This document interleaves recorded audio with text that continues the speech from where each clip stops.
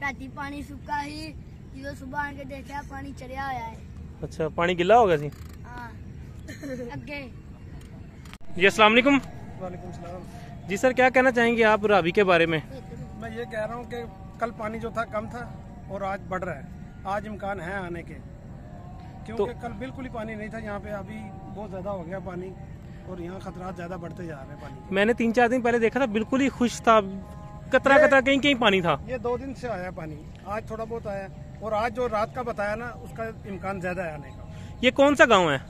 ये फरखाबाद है। फरखाबाद है। तो ये गाँव का कोई नुकसान तो नहीं होगा अगर पानी आता है तो? पानी आ गया तो ये साथ साथ वाले घर सारे तबाह बर्बाद हो जाएंगे, खेत तबाह हो जाएंगे, हर चीज खत्म हो जाएगी। नुकसान क्यों नहीं है? सब नुकसान ही नुकसान है।